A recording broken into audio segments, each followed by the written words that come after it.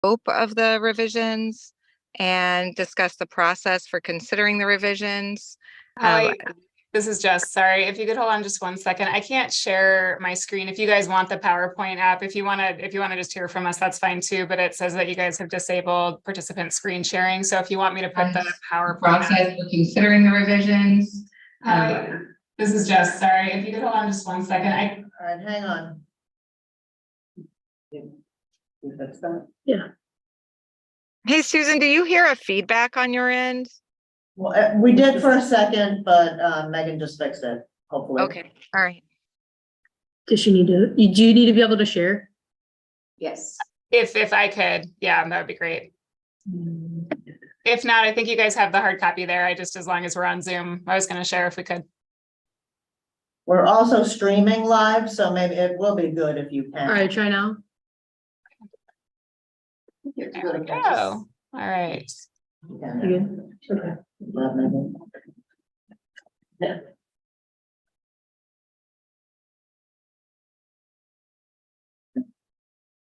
You have to go to participants and click on her and say make co-host.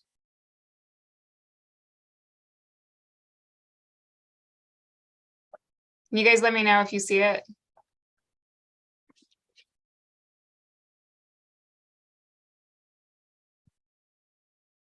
It's still set for. Participants. No, It's just slow. there she goes. Okay, we see your computer screen. You guys see the PowerPoint? We see your children. We see your picture, kids. Mary. Well, good. They need more. Now we see it. Okay, great. Thank you guys. Sorry.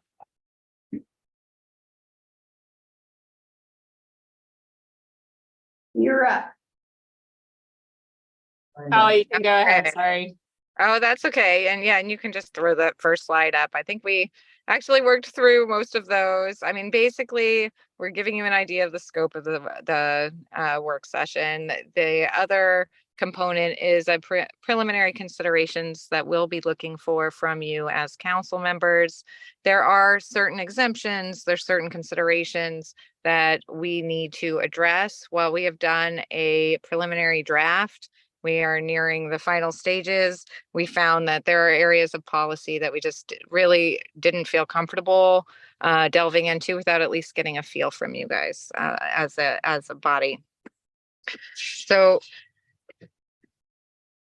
one of the things so when we're looking at the city's code, when we're looking at Title V, we're looking at a couple things. One of the original discussions when council and the administration talked about looking at these long-standing inefficiencies in the code was, looking at property tax, sales tax, and some of the other provisions. And oddly, Title V is embedded with all of the acquisition and disposal of property provisions, along with your provisions regarding fish tax, sales tax, and property tax. So one of the things that we did in order to ensure sort of an efficient analysis is we'll be bringing forward 2 ordinances. We'll be separating out the title so that you will have Title V, which will have all of the taxation provisions, as well as some of the funding provisions for the trust fund, for example, and the permanent fund. But the remaining provisions regarding property will be removed and given their own title so that the public can easily navigate to where they want to be. One of the other main focuses, so when we're dividing the labor here, Jess is leading the property tax exemption effort and the property tax revisions, and I'm working on the sales tax revisions. And that way we have hopefully a very efficient and pointed way to attack what are essentially very different taxation and revenue raising branches of the city's taxing efforts. So raw fish tax, we're sort of both working on those and working with the administration, because we've had a lot of issues, or I guess a lot of teachable moments with raw fish tax and the administration of raw fish tax, because it is a fairly new tax. So a lot of that cleanup is very is very intuitive for us because they Susan especially has been making pretty detailed memorializations of where problems arise or where there's confusion on the administration front. One of the things we're doing for sales tax code is we will be focusing on the clarifying substantive definitions, definitions like single purchase transaction and property, definitions that, because they don't have very clear, precise language, in actual reality, when we're trying to administer them, there's a lot of confusion and questions from the public. So that's a big part of the sales tax revisions that will be coming before you. And when we do that, we'll provide hypotheticals for each of the definitions that we change so that you can understand why something that maybe seems simple on paper is not so simple in practice. We're also going to provide council with a list of current exemptions on the sales tax front. There are a lot of exemptions, and a lot of them have been in place for a very, very long time, for decades, without review. So giving council a chance to look at those exemptions, understand the cost of those exemptions, which we will bring to you with administration's help if possible, and then looking at how those exemptions compare with other options used by other communities and what the cost is, or the cost of not having them. We will also clarify the administration and protest procedures and change them to the extent needed. And that will be a process. We still have some work to do on that front, in part because we really need to pick your clerk's brain for where the inefficiencies arise, because we know they have over the years. I have a collection of email correspondence and frustrations expressed, but we need to make sure that that the cure really does get the city where it wants to be, and also is fluid enough to keep the city there for decades to come. So once you do this revision, you're not in a position where you're doing it again later on. And so now, Jess, if this is a good time, I'm going to turn this over to you for a discussion of the property tax exemptions and sort of the changes the council can expect to see, and the considerations we're looking for from them on the property tax front. Sounds good. So we wanted to start with the general framework on property tax exemptions. And there are a set of mandatory exemptions that are found both in the Constitution. The charitable use exemption is actually lodged in the Alaska Constitution. And then there's also a statute that sets forth all of the required exemptions that a municipality has to provide to taxpayers on the property tax side. To be clear, just because there's a list in statute doesn't mean that each municipality needs to go through and then codify that exemption. The exemption is available to taxpayers and they can come in and apply for it, even if it's not lodged in your code.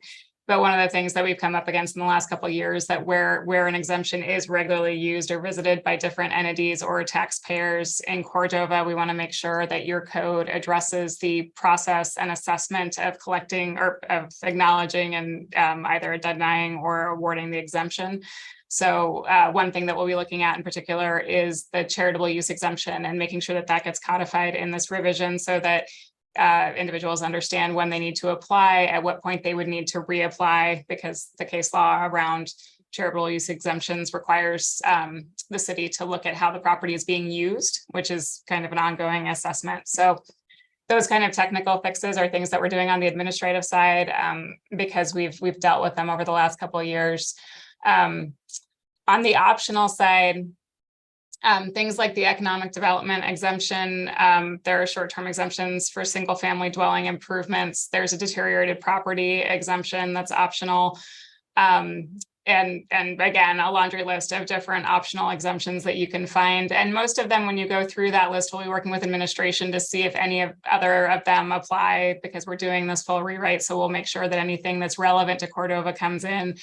Most of it probably will not be, but there are very specific carve outs for different entities and, UAA student housing and things like that. So if a community has a hook to those things, we look at bringing them in. But a lot of them, again, are not going to be relevant to Cordova and have not come up as kind of proposed exemptions to bring in. So currently, in code, we have an economic development exemption, which I'll get to in more detail in just a moment, because there have been changes at the statutory, the state level to that exemption. And then we have the senior citizen veteran exemption, which we'll also talk about in a little greater detail. And then we have the landscaping exterior maintenance incentive exemption, which also exists under the state statute.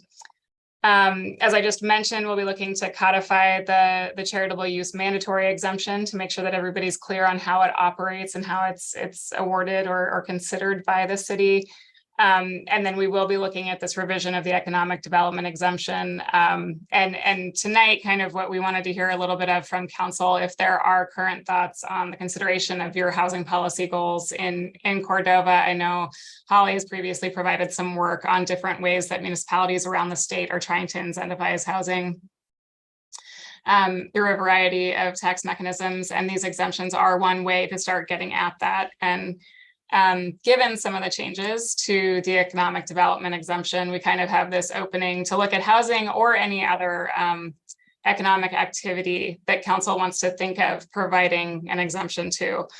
To understand the changes that the legislature has made in the last year to the economic development exemption prior to fall of 2022, there was this series of criteria that's on the slide in front of you, and you could meet one or more of these criteria to be awarded an economic development exemption, which is only for a limited determinate period. It's not a permanent exemption. It's for some determinate period of time. And largely, you know, these provisions kind of came together to create incentives for people to almost bring, you know, manufacturing in one sense, or some of these provisions really kind of were trying to target a certain type of business that is probably not going to be terribly relevant to Cordova's economy. I mean, in some universe, maybe it would end up being so, but generally, I've been working with you guys for a couple of years, and I've only seen Susan have to deal with one application, and it did not meet the mark, even though it was a large capital project. These provisions are really looking at kind of the expansion of manufacturing or the production of goods that would either leave the community or stay within the community, but they're targeted in a way that the exemption was thought of as being kind of a focused exemption to create a certain kind of, or incentivize a certain kind of economic development. The legislature changed the provision in 2022. All of those criteria are gone. They were just fully nixed from the statute. And now you can, as a municipality, provide this exemption by ordinance, and you get to define what economic development property is, so long as it meets this broader definition that's on the screen in front of you: an action intended to result in an outcome that causes an increase in or avoids a decrease of economic activity, gross domestic product, or the tax base. So now Cordova has the authority to enact an ordinance that would provide incentives for anything that they determine to be economic development under this broad standard.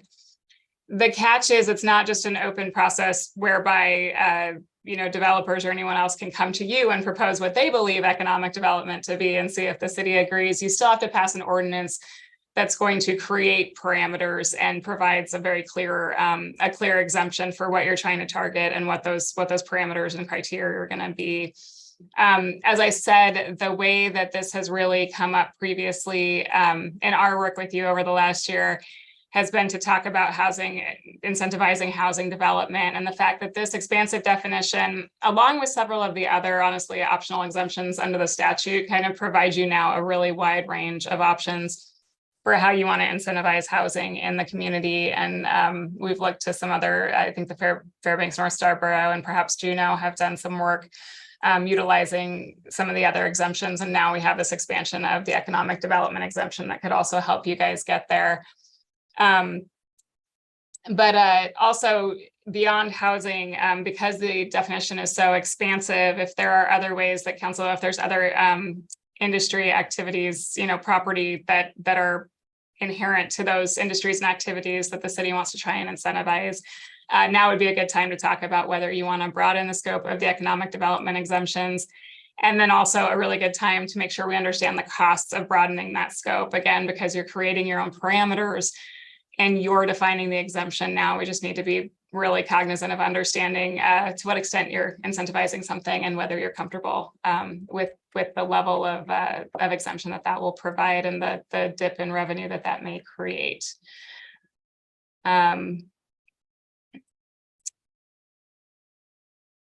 So I don't know, we can pause there if people have things to say. I know you guys have been engaged in a discussion about housing. I don't know the extent to which you want to give feedback on that particular issue. The rest of what we have is kind of what's coming next with the rewrite and where we're headed in our process and what we will be providing.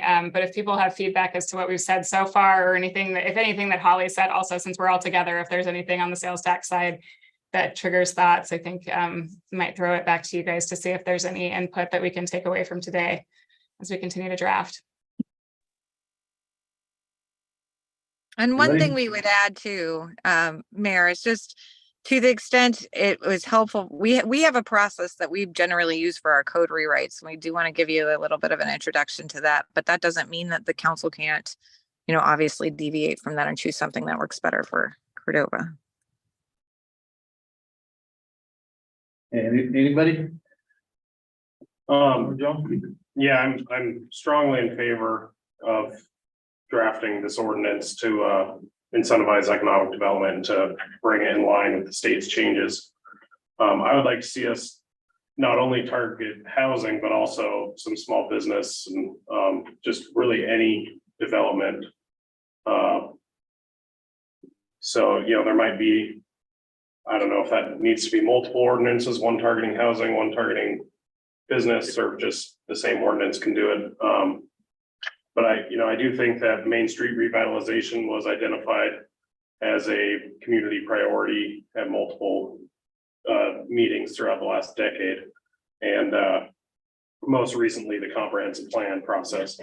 And so I'd like to see us have maybe an economic development district on Main Street. And if you do something on Main Street that takes an old building and makes it into something better, or opening up a new business or whatever, I would like to see it qualify. And I would also like to see, taking a large single family home and turning it into multiple units. If you're adding units to the housing pool in the community, whether it's building a new apartment building or taking an old one that's been vacant for X number of years and rehabilitating it, I would like to see those all qualify. So I don't know if anybody has something else they'd like to add to that, but that's where I'm coming from anyway. Yeah, I just want clarification. So now we're saying that a lot of these more stringent stipulations have been removed. So economic development, we get to create as broad of a statement as we would like to include housing into economic development. Is that what you're saying?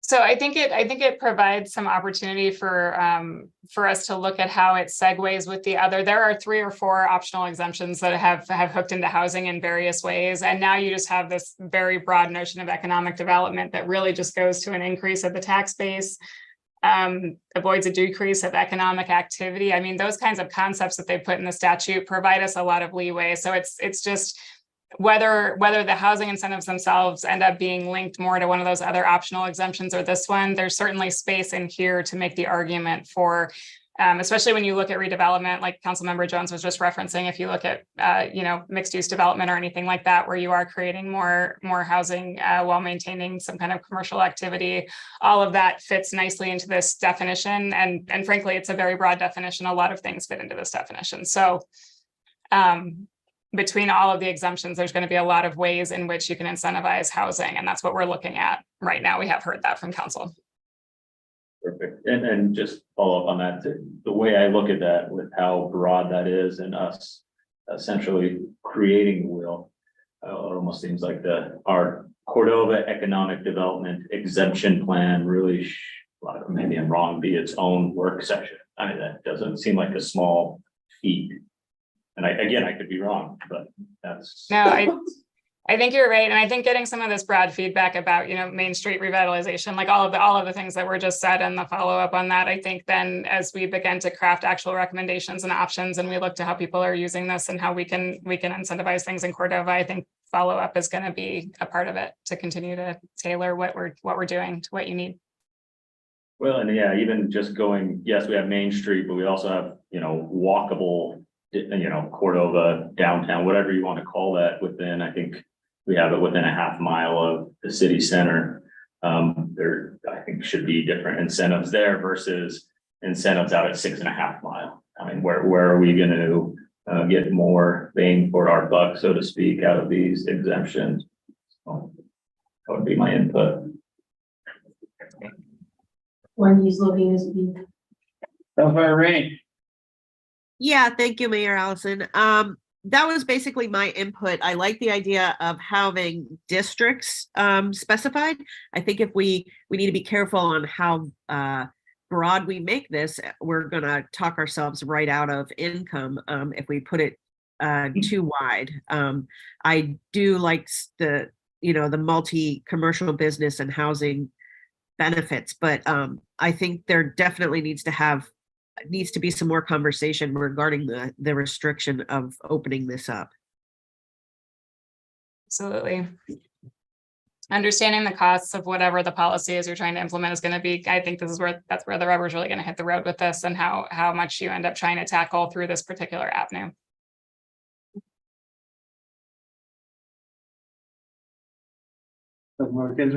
Just, and Holly or Jess, either one of you, can you maybe throw out some exemptions that you're seeing in other communities? What would be a equivalent exemption for downtown revitalization? What, 5 years, 10 years, 6 years?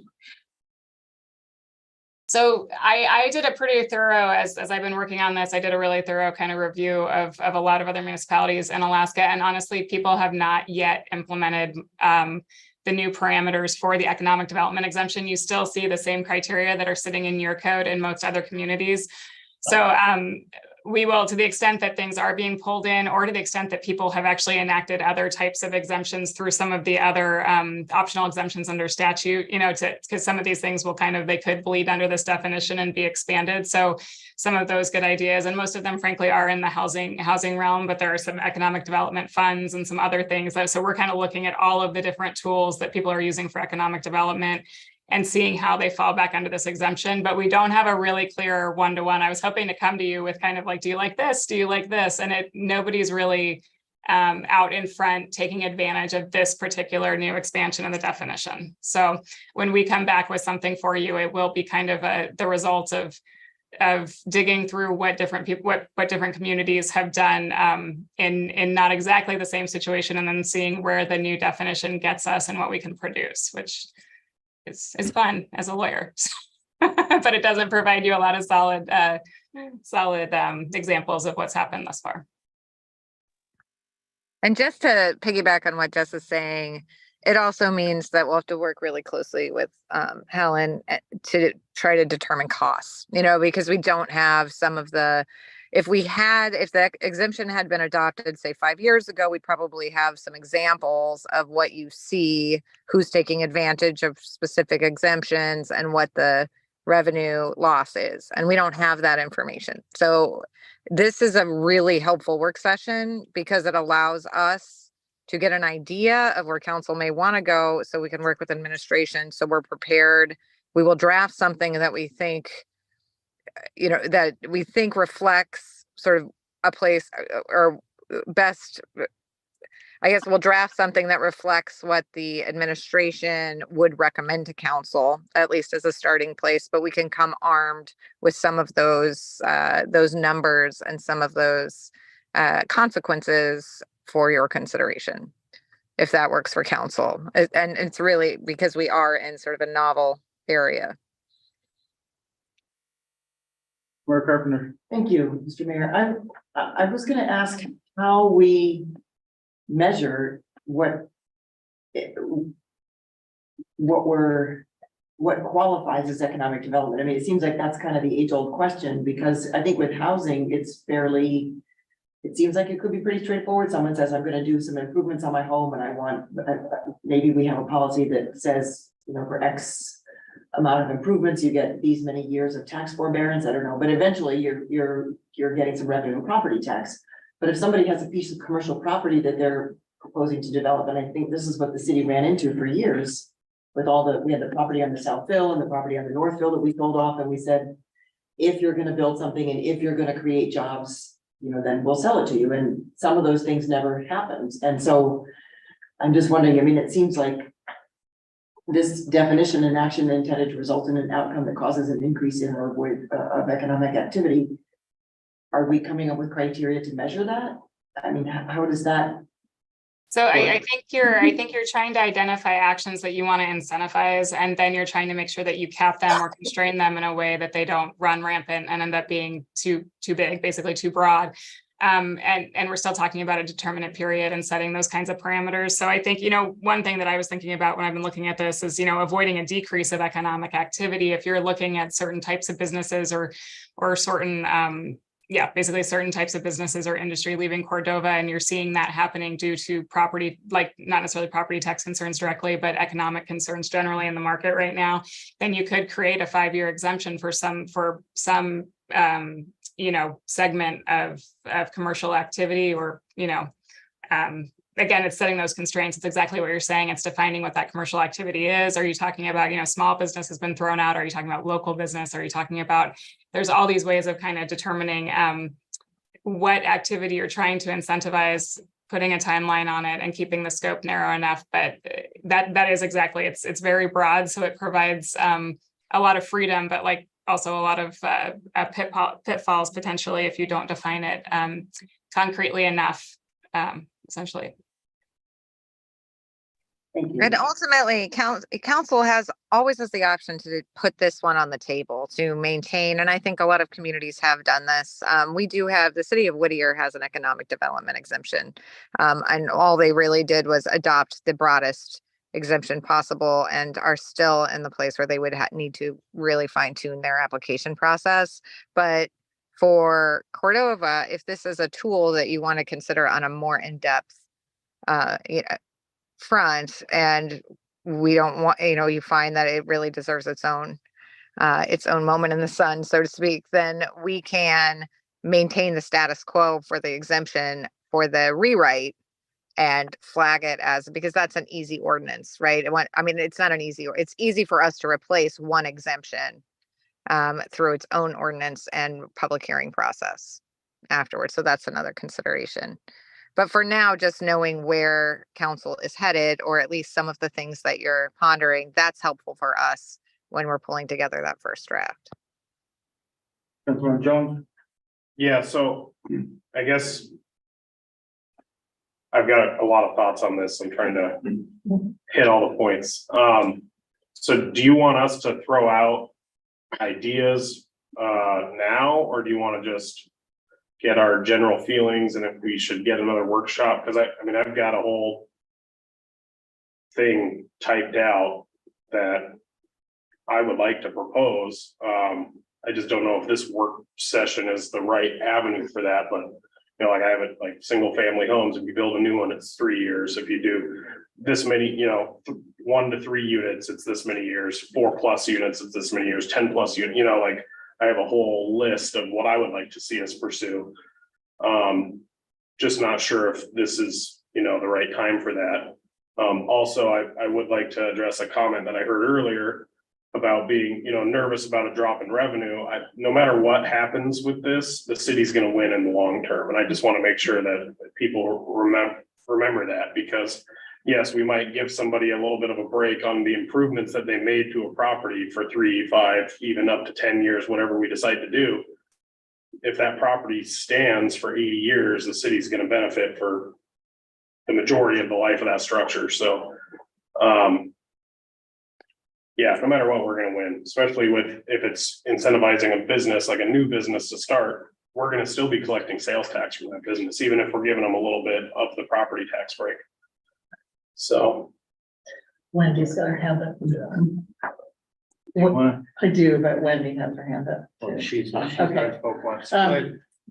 So I agree with Councilman Jones. I too have been talking to a lot of business people in town and people who are sitting on property that either they want to build or they want to renovate, that is currently derelict, and or vacant lots. And so there's a lot of welcome, comments from the people that I've spoken with, at least that I know are sitting on these lots. I guess, I really appreciated everything that you did tonight with this presentation, and it's very succinct, proposal. I'm just wondering if we could, to follow up quickly, have another work session at before the next council meeting, or is that too quick? But I'd rather just keep moving on this, and I'd like to see what Ken has written up. I'd be happy to write up some of the comments I have from the business people I've spoken to. I just like to keep moving. I think especially given the detailed nature of what Councilmember Jones is saying he has, and if you have comments also, I would love to see those in the sense that we do. I mean, there's an optional exemption for deteriorated properties and the revamp of those. And so we can start kind of bucketing these things and seeing where they fall and seeing whether the economic development exemption ends up being where some of these things fall, or if more of them fall into those other buckets. And then also realizing how long our list is getting. And I think the policy considerations that Councilmember Jones said, as far as you're going to make money in the long term, are valid, but also you don't want to exempt yourself out of any near-term property tax. So I think as we stack them up and seeing where your focus is and where you feel like you're hitting the goals, the policy goals that you're seeking to implement would be fantastic and helpful as we move forward. Councilmember Baylor, did you have any comments before we go around again? Yes, I did. I guess it's, this is all interesting, but we just need to make sure that there's no extra cost put on city services to give these exemptions, because if we increase costs on the city side services, somebody's got to make that up. So then that just falls to everybody else. So it needs to be a win-win as far as somebody coming in and putting a business in or revitalizing homes or something like that, because if it's on the negative side, as far as city services, police, fire, road maintenance, sewer, water, garbage, all of that, somebody has to pay for that. So we need to just be careful about what we give away. But it's certainly a good conversation to have and figure it out. Councilmember Rainey. Yeah, and I have some ideas as well. I'd really like to have another conversation on this. Like, how detailed do we want to get? Do we want to target businesses with services that the community really needs, like vet, dental, things that come in because, we're seeing things change in the future. Is there a way to do that? Or is that getting too fine and defined? I mean, it's a big conversation, and I just really would like to have another conversation about it, especially when I'm not on Zoom. Councilmember Jones. So I have one question for the attorneys. Would be one of the things I have on my list of, wish list for this. Is there a way to require like local hire or local purchasing of your materials to work that into the exemption criteria somehow, or is that? I don't know, that might not be something we want to pursue. It's just, it was, a question I had. Is that legal to do? Is it something we can do? That is a very complicated question. So I'm sure you're not surprised. I mean, we have constitutional limitations on placing or restricting trade or doing something that is seen as an equal protection violation regarding local purchases, but there's leeway and flexibility regarding exemptions or rates or ways that, or even use taxes that we use together to sort of to lawfully govern around those requirements. And so that is one thing we can do. We can bring you, so we've looked at these as they've arisen for other communities, looking at the costs and the consequences of the sort of bleed of support for local businesses and materials and people basically doing large Costco and construction runs. And I don't mean to disparage Costco in any way, but buying and purchasing outside, then bringing those materials back and without, without any additional cost or taxation. So what we'll do is we'll just prepare a list and tell you what you can do, and where you can do it, because it's different depending on what we're looking at, what goods and services are at issue. And so that council can consider that and see if there's anything there that's helpful, but it's not so clean as we're going to provide a benefit to local, or a additional fee to outside goods and services. No, one of the things I just wanted to say, if you could elaborate a little bit, right now, we do have exemptions up to a certain dollar amount. Is exempt from sales tax, so to encourage people to buy locally, that is not a problem, correct?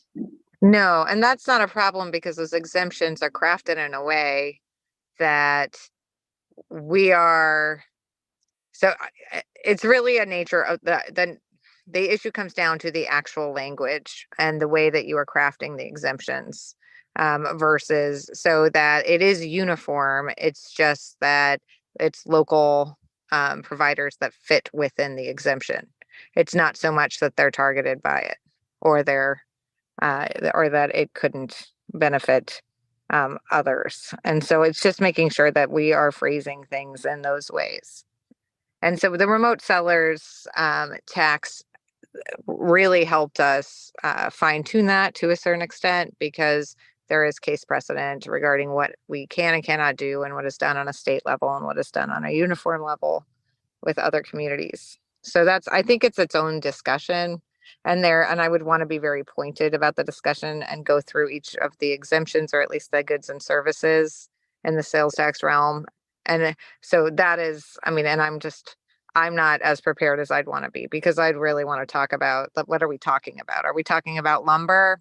Are we talking about a construction project where, we have exemptions, for example, based on if you're invoicing for a single, a single service, or a single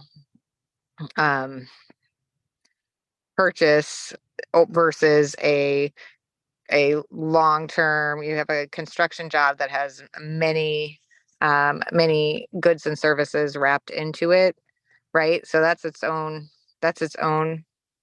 issue. And so that's something that we can talk about. And then there's just sort of the basic, can you give a benefit? And this is really in the sales tax realm, but you are giving, then that really just goes to the difference between a remote seller and a local seller.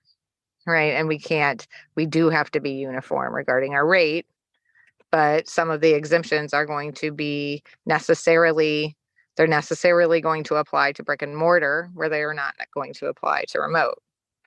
And so it's identifying those and then talking about which ones council would like to explore.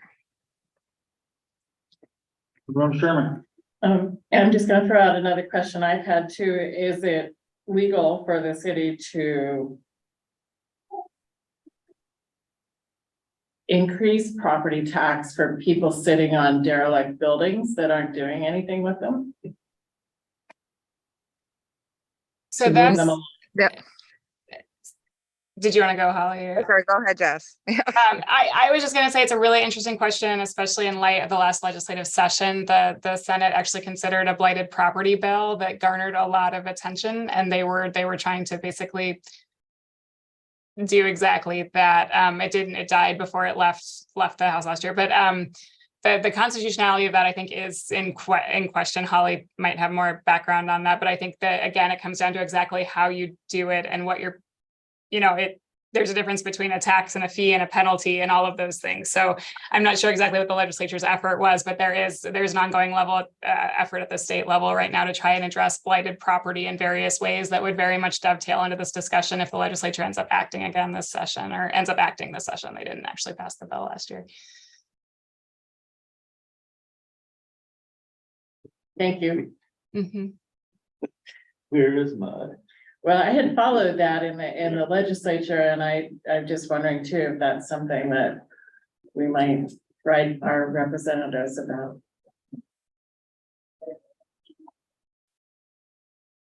Anybody else? Good. Comment, I'm just going, kind of piggybacking off of Councilmember Carpenter's comments about some economic development that, you know, should have brought maybe more jobs in or more services into our community. So I would really like, as we continue this conversation, to make sure we have some teeth behind this.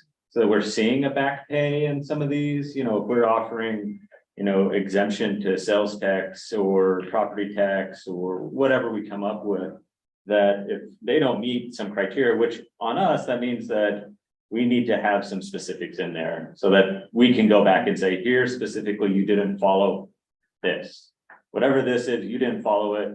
And so now we have that adage of the enforcement piece of it, but that needs to be part of it. We need someone following up, and we need to also build in that enforcement piece to all of this.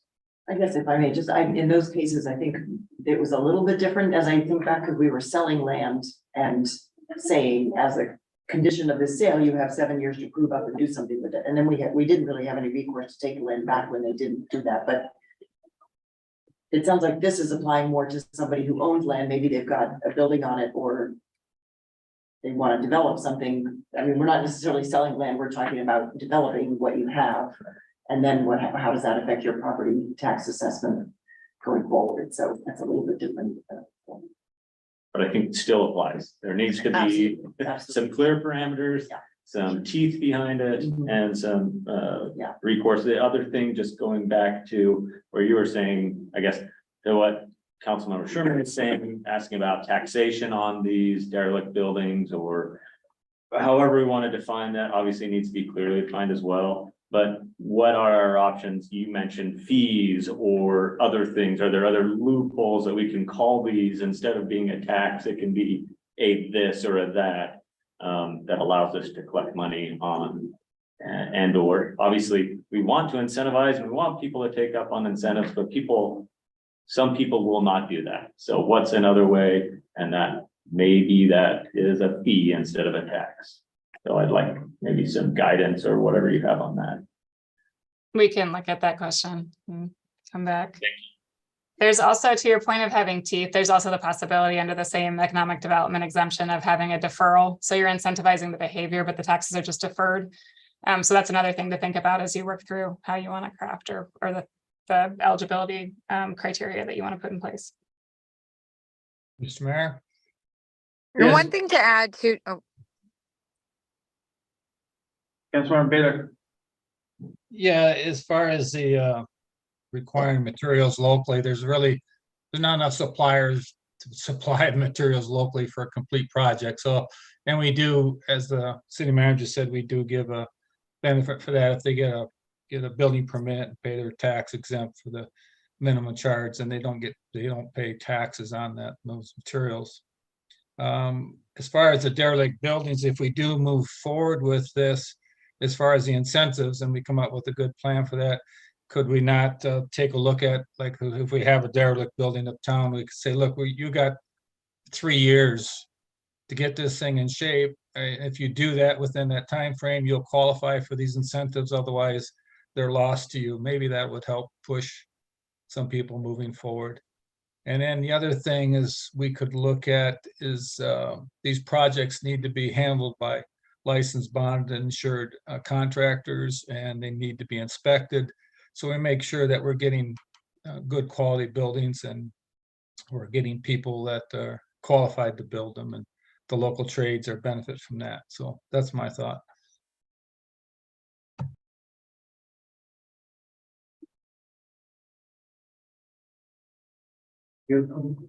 Yeah, so I guess my whole thought on this would be that any abatement or, a tax break would be off the improvement. And so the landowner would still be paying property tax on whatever the land was worth before the improvement was put. We would just be abating the improvement action. So The increase in assessment. the increase, yeah, it'd be, and so they would still be paying for the city services, and we'd still be collecting revenue, and we just wouldn't go after, so say, they have $100,000 property and they're paying their $1,000 a year on it right now, and then they build a $500,000 house, we just wouldn't go after the $500,000 in improvement value for X number of years. I guess that's how I look at this. And so that person would still be paying for, you know, the water, the sewer, all their utilities. They'd still be paying for police and fire. It just would be at the pre-development level until after the abatement ran out. So that's how I look at it anyway. That's a good plan.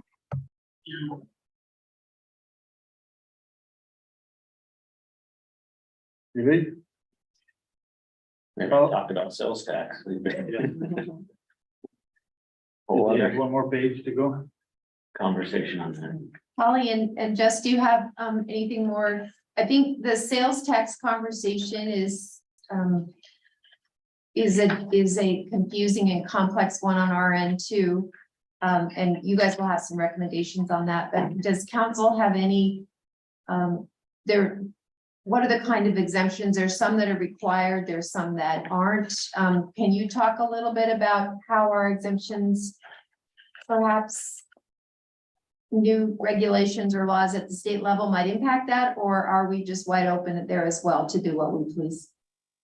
Well, as a home rule municipality, especially when it comes to sales tax exemptions, Cordova really has a lot of options. It's not like property tax that has those sort of statutory constraints.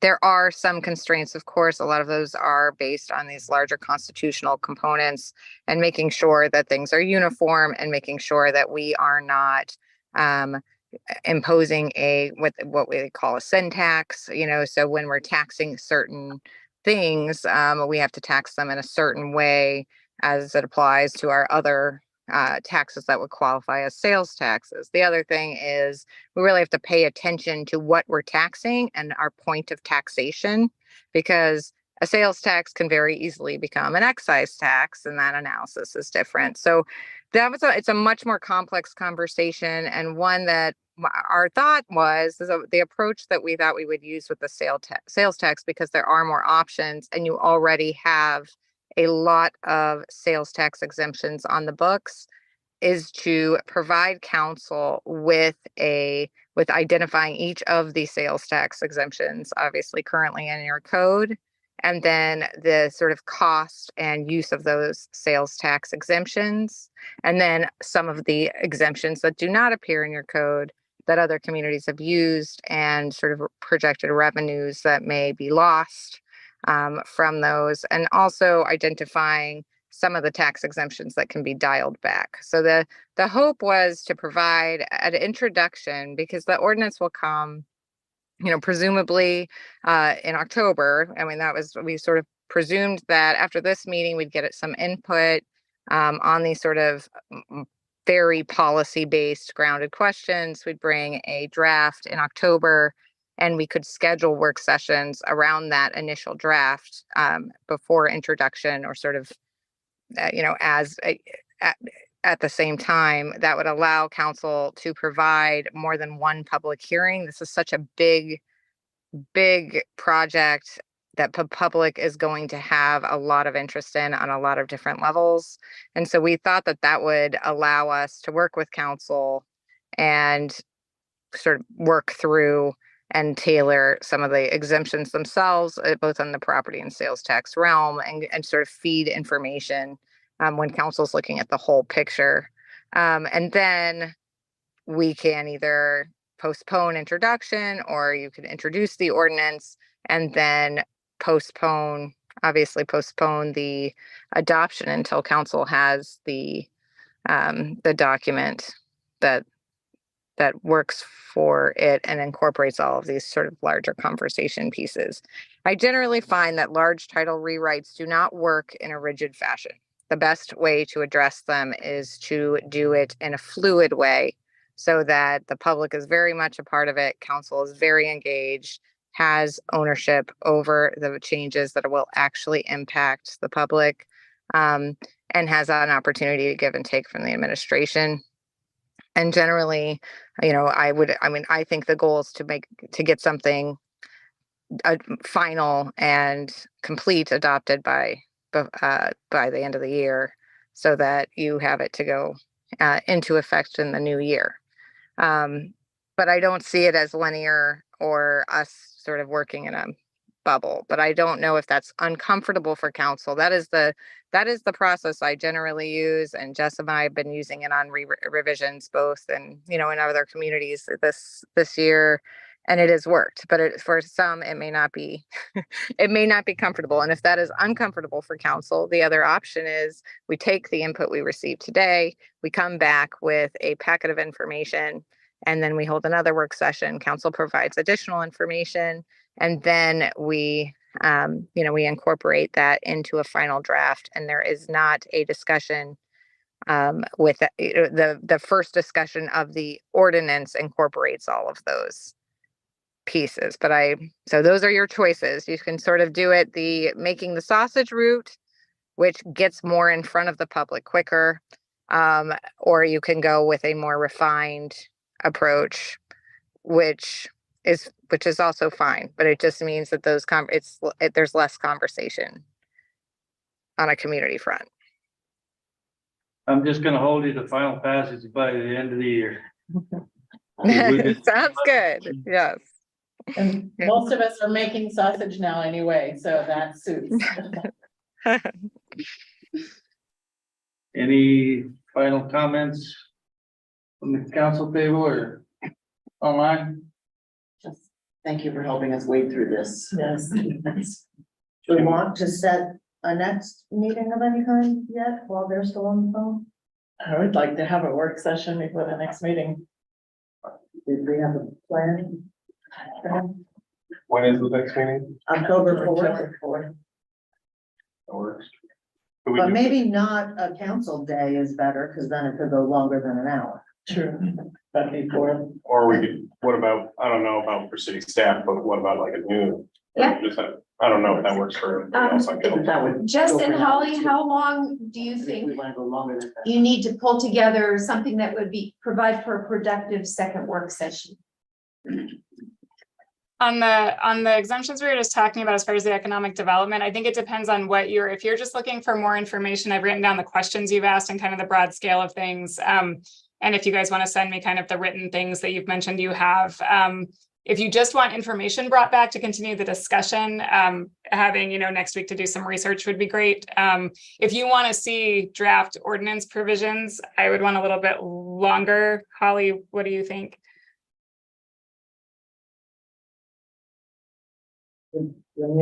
I apologize. I think that I think having the draft ordinance, there's two ways to do it. We could do the draft ordinance in October. I mean, that was our goal as it stands. So we can schedule the work session. If you want to have the work session like a week before that and see some of that incorporated into the ordinance, then I would say like Friday, September, what is that? The next Friday. So it's like September 29th or something. Mm-hmm. Okay. So something like that. And then we could take everything and incorporate that into, it sounds like there's some significant, substantial feedback and that's great. And so we can incorporate that into the draft ordinance. The other option is, when we can have it, if we're just getting I don't know. I'm trying to think there's only a week before that October 4th. So having the work session, we can have the work session and still just get the draft ordinance onto the, in front of council, sort of separate and apart, or we can have the work session on September 29th and incorporate those, the council's comments into a first reading in the second meeting in October. That's probably the most comfortable way, so that we can process that information. We're gonna be able to do a first draft until the second meeting in October, I think. So let's shoot for maybe earlier in the week, on the week of the 4th, instead of the 6 o'clock before the meeting on the 4th. You want to do 5 or 6 o'clock on the Monday or Tuesday? Or So we could go longer or noon? I don't want to be beholden to 1 hour. Yeah. So whatever that That's constitutes, Agreed. we need more than that. Yeah. So whatever that looks like. I will be out of state. I mean, Holly, obviously, I don't mean to speak for both of us, but I will be out of state the Tuesday through Friday of that week. So I'm gonna have limited availability after Monday, although Wednesday is a day that I could still participate just from out of state. Monday, is Monday the 2nd? Is that right? Yes. Okay. I think then, Jess, would that be the best date for you? I mean, just to make, because I really would like you to participate. I mean, I think that I would. Yeah, Monday the 2nd, or I can do Wednesday the 4th just from out of state. I'm gonna be traveling Tuesday, and then Thursday and Friday I'm not available. And I cannot do, well, I mean, I guess I can make that. I think Monday the 2nd would be ideal. Okay, and do it at noontime or in the evening? I would prefer the evening. 5 o'clock? Well, 7? Just for me. Yes. 5 to 7? All right, well, you guys gotta get me everything on that Friday then. Okay. Okay. So Kate, do you wanna ask any of the things that Jess was asking for? If you wanna email them to me and I'll forward them on? By this Friday. Let's do that. Well, sooner. Okay. Well, as soon as you have them ready. I've got a rough draft. I'll work on it. Okay. And Alright, we so we- don't need anything fancy. If you Yeah. guys just have stream of consciousness, bullet point, chicken scratch, we don't really need anything fancy. So just so you know, whatever you can give us is something that we can consider. So that's great. Monday at 5, Monday, October 2nd at 5 is our next work session on this. And I just add to the conversation, when we go into this, or by the time we leave this, my understanding is we're working on our economic development exemption plan as part or fully what we're working on. So I know what I'm preparing for. Yeah. Sales tax is a huge piece. Don't overlook that because that's. Do we need another work session for sales tax alone then? Because I see if we're trying to create our own exemption plan, meaning we don't have the states anymore, we get to do our own thing. That to me, if we want it to be good and good for decades to come, we need 2 hours to do that. More than 2 hours. So yes, Yeah. absolutely. we gotta take Well, and that's if we really start thinking about that as if that ends up being something that we come back at the next work session and you guys are really developing like a full, if it becomes, because I honestly, I think that there's going to be a point where we explore the world and how broad it can be. And I am guessing it will contract back to a place where you aren't looking at several you're gonna focus your efforts at some point would be my assumption. But if that doesn't happen and it stays broad, I think Holly's point about don't let the sales tax piece and all the administrative cleanup we need to have happen in the tax code by the end of the year, don't let that idea of a broader plan kind of slow that down. So I think there's a happy medium somewhere where we can make sure that we are addressing and putting in eligibility requirements that allow you to have an economic development exemption that takes advantage of this new leeway the state's given municipalities, but also if we sit down at a second work session and say, no, this is going to be a thing, then I would just maybe start cautioning against don't hold up the rest of the progress on the other issues that need to be dealt with before next year.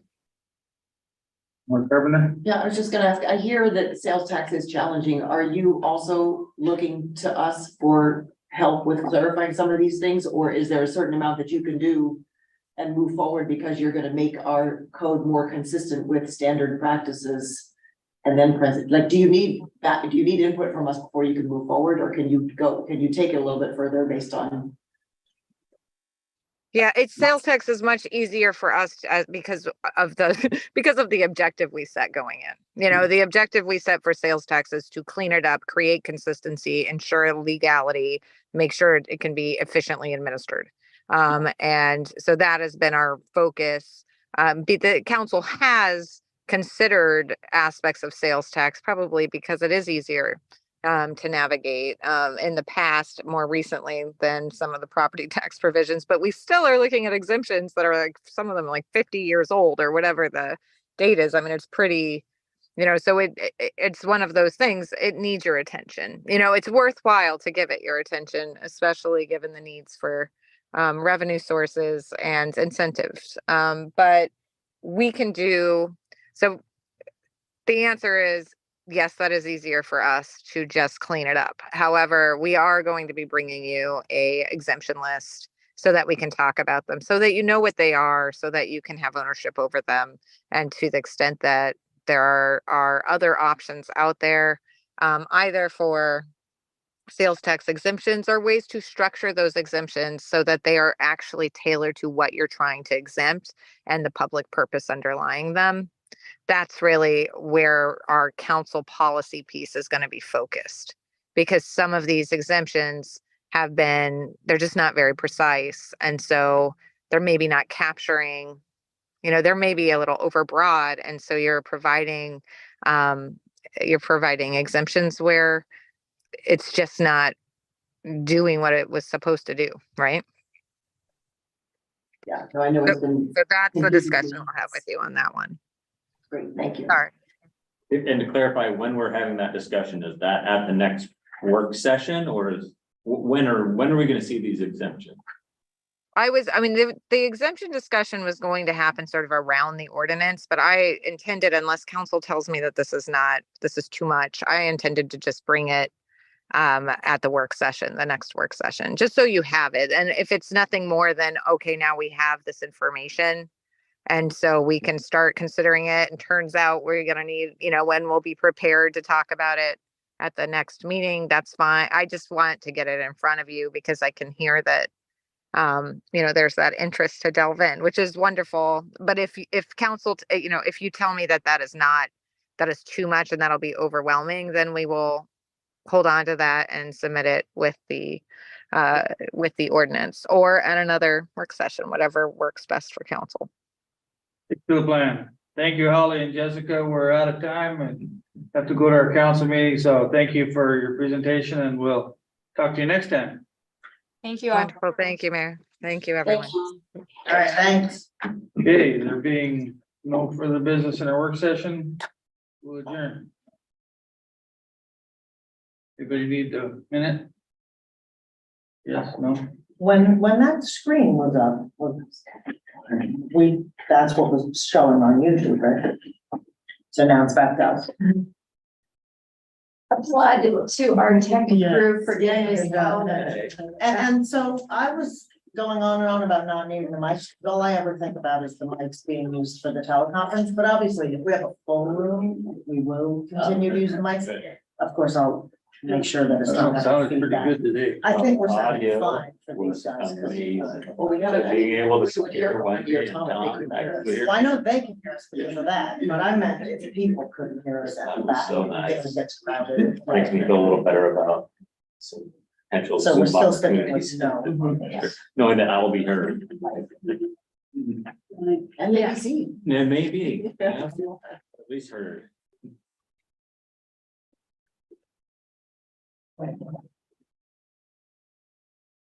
And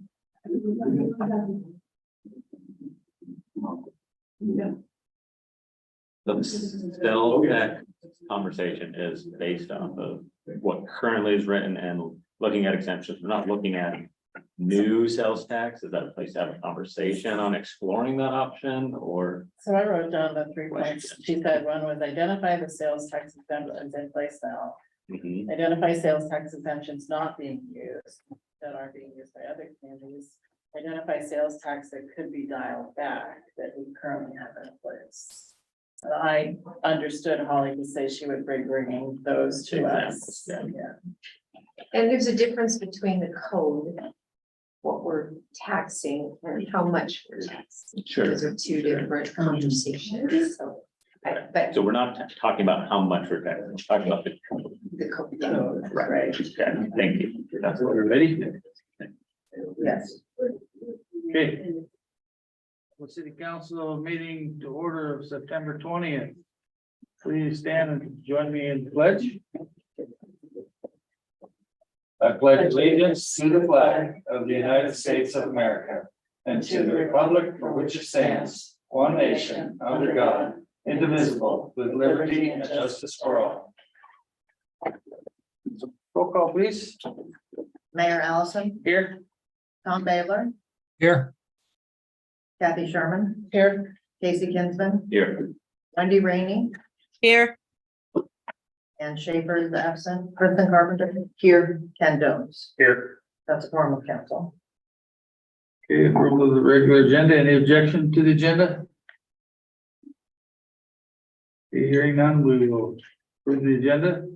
Any disclosures of conflicts of interest and ex parte communications? Hearing none, we'll move along to communications by and petitions from visitors.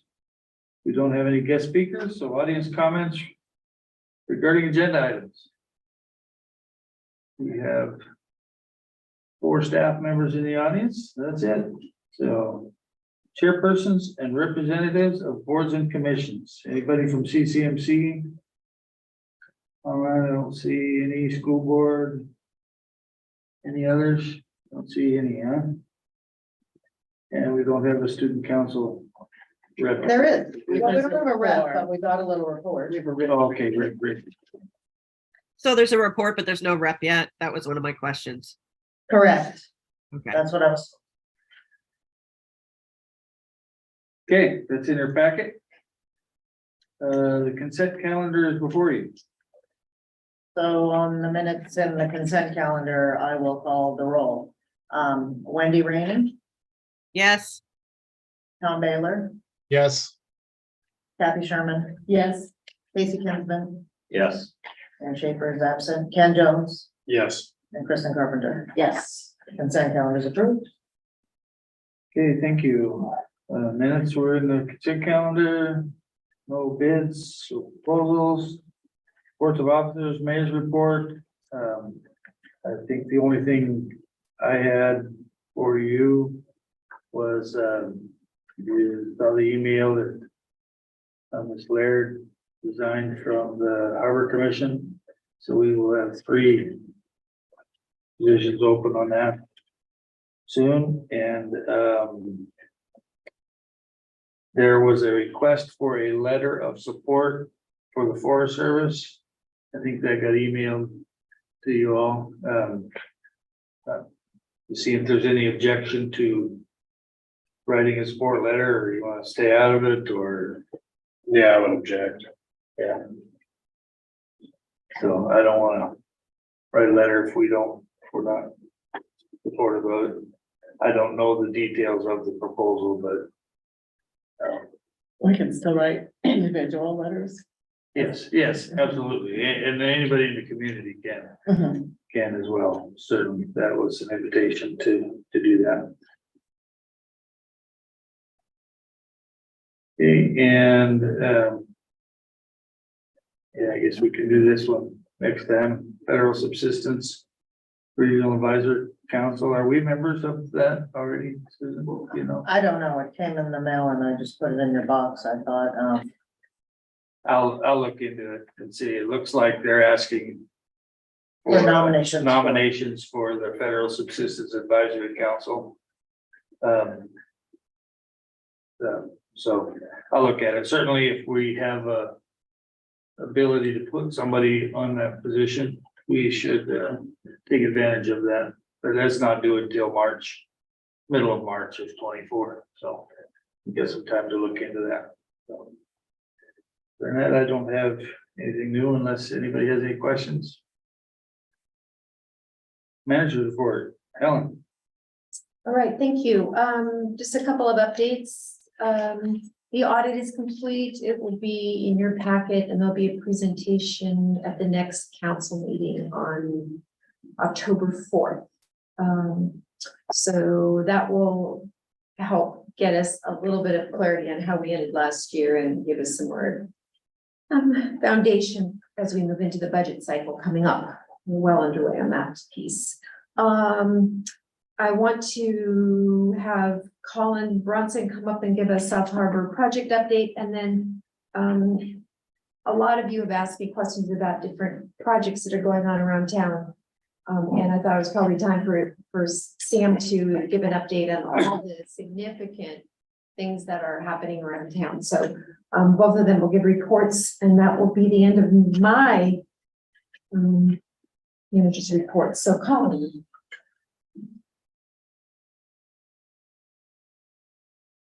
Good evening, everyone. So I don't have a ton to report that didn't report 2 weeks ago. Financially, that's the same as far as spend down. But I do have pictures of a lot of docks, a lot of new docks, so that's good. So I'll just pass these around real quick. I don't want to burn up too much time around these. Pass it around sort of a macro down to the micro view of things. So we've got N and N prime, or the N1 headwalk. Those are the main headwalks down here. Complete J, K, I, first 15 sections are complete of the I. Gangway landings for G, H, I, J, and K are complete, and we are next in line, gonna build the 4-foot by 40-foot figure floats for Jaywalk, 24 of those. We're on schedule for all product production, procurement, and ready to ship. So, you know, I think the good thing is we can start this project Monday. We can start demolition Monday, but we can't, because we're waiting for permits. So that's our challenge. And you guys have heard me say this for months now, permits. Not surprising, a little long, but not entirely surprising according to our consultants and, you know, project team. Say, yeah, stuff takes a while. So we are still waiting for it. Any day now is what I'm hearing. As of today, it was soon, but I'm not holding my breath. So anyways, we're still waiting on it. It doesn't affect our timeline for construction in a negative way. It could, but as of right now, we're still in the meeting place for building. So right now, we've got 9 October to start demolition. That should take a couple weeks. And then probably around early November, the barges will start showing up with equipment to start putting in new stuff. So that's right now. So again, we're still waiting on permits, but that's where we're at. By the 6th of October, we should have everybody out of the South Harbor, reconfigure the North Harbor on A and B floats, and have everybody moved out and moved in and picked up and put in shipyard or sailed away. So that's the plan right now. Pending questions. About the same as weeks ago. Can you email us these pictures? Sure. Can you do that? Yeah, I've actually got a bunch more than that, so yeah, it's all, you know, it's floats, but they're new, they're ours, and they're on their way. When do they expect to ship? You know, they leave out of Anacortes 10 days, 2 weeks. I don't know if they're gonna stop in Whittier and drop some gear off or what their exact is, but they charter tugging barge just for this. It's not like it's going on A&L or anything like that. So they'll leave late October, early November, and then we're expecting early second week of November to be here, and they're not gonna sit for long. As soon as they can, they're gonna start working. And do we have all the pile and everything too? The pile update today was 18s and 16s, but there's other sections they don't have yet. They have the 18s and 16s of most of the wall thicknesses, the big ones they have. So, but as far as purchase, like everything's identified, they've got it, it's just got to come in time because they only have so much space to store things and get things cut but like I said, we can start Monday, but we're looking for plans. So it's a good thing, but we'll get there.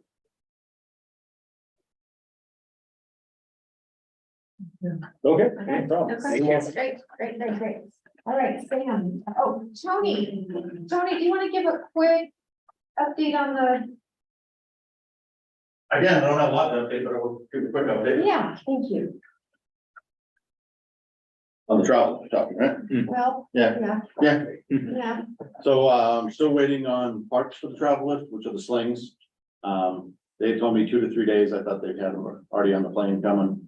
So Friday or Monday, they'll be here, air freighted here. And then it'll take us a day to put the slings together, put all the protection pads and things on it. And then we'll start hauling boats again.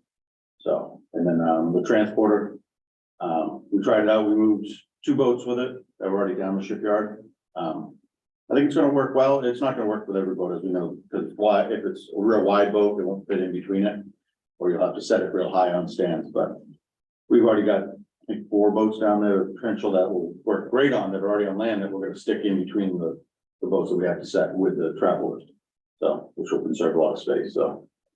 And of course, the scrap guys are supposed to be back soon to take the steelhead and then backhaul the old lady out to the landfill. How are we with boats, do you still have any conflicts with people moving or happen to be in for reserves or anything? No, I mean, there's a lot more boats in the harbor than I thought there'd be by now, but, I'm out. yeah. Actually, everyone has been pretty good. There's always a couple that are gonna complain, but then they come around like, I understand, we'll move, so. Yeah. Yeah, we just talked to someone today about moving them out of a stall into a different stall, so we can fit a deeper draft over in the North Harbor, so. Okay. Yeah, everyone understands. They may not like having a move. Coming along with that. Yeah. Good. We don't anticipate with this setback, pushing back anything on October 9 demo, any of No. that, having boats still there, because we haven't been able to move them out Right, yet. yeah, I don't, we'll have time by the time, because they're gonna start over J and K over in that area, start pulling stuff up, so. Okay. We'll be rushed, but we'll work through it. Not too rushed, because we don't want anything to No, break. no, again. no, Okay. yeah, we'll be working around the clock. So, Perfect. all right. Thank you. Thanks, Tony. Okay, sing.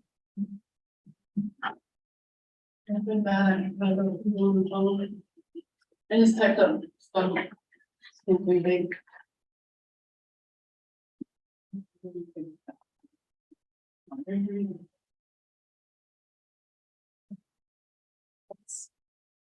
I'll email Sam's little report to you guys at the end of the meeting. And hopefully you can hear me, some other thing nobody can ever hear. So Tom or Wendy, let me know. So I'm just gonna give you an update on some of the major projects. I'm open for any questions that you guys might have, on anything. I'm gonna start out with some grants that are hanging out there, waiting. I applied for a rural and tribal assistant, pilot program. This will give me some engineering, a CBA, which is a cost benefit analysis, which is required on any federal grants, and environmental work, for the drainage systems, basically from the jailhouse doors, which is up on council, all the way to the post office and out to this way. I'm hoping that we can get that, because just having, that environmental, or I mean, the engineering would be huge, to get into a grant. And in the world of road projects, it's kind of small compared to what a lot of people do. Where's the jailhouse doors? It's next to Martin Ozo's house, or, you know, Williams and Steve. Steve Why Moss, is it called that? because the Literally door a looks like jailhouse a is. jailhouse door. Is It's the huge. grate. The grate is Oh, a yes, okay, jailhouse. now that's. That covers. the Oh, culvert. Got big spikes on it. Yeah, so we're trying to get rid of some, so the idea is to figure out, A, we need to evaluate just the the total system, like what condition it is, and some kind of assessment. But there's multiple 90-degree turns, it's kind of insane. It comes down, it goes behind, houses on private property, comes back out on council, comes down and then makes a hard left, comes down water.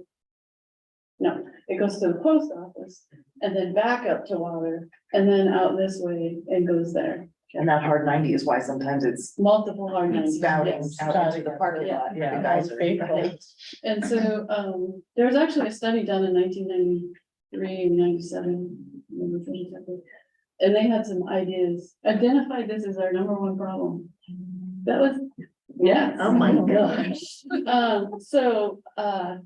Yeah, they had some ideas on how to, like, even just relief, pressure relief, kind of where it shoot out into the harbor instead of,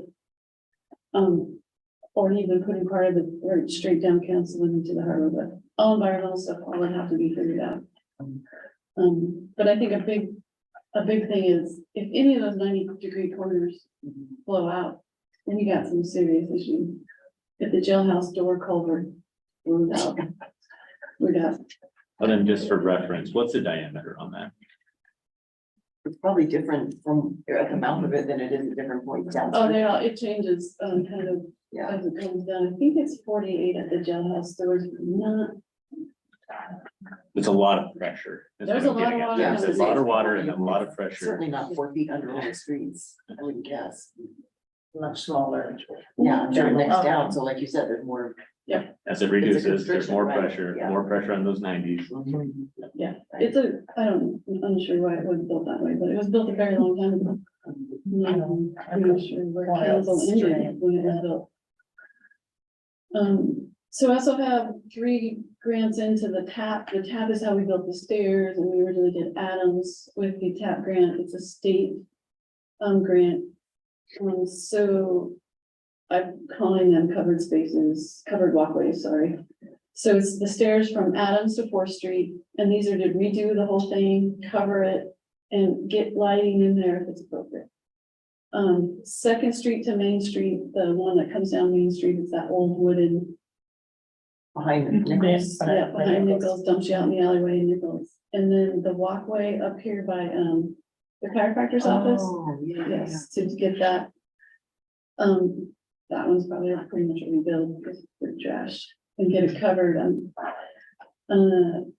And also we have a community transportation to grant application, and those are the similar, they are the same grants as White Shed and 2nd Street. State funded. So Chase Avenue from the Copper River Highway to Lefevre, a $9 million project. It's my favorite number, $9 million.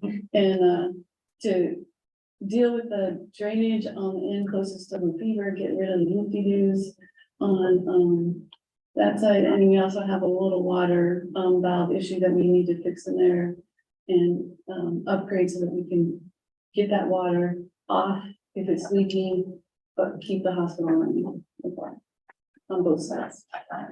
And so we have the community transportation plan for the White Shed pedestrian path, which is obviously funded. They're anticipating construction in 2024. They're still in right of way, which could go like this, or it could go uphill for 100 meters. But so it looks like it's going pretty good right now. Do you want to talk about a concession the state made, which I think is a good.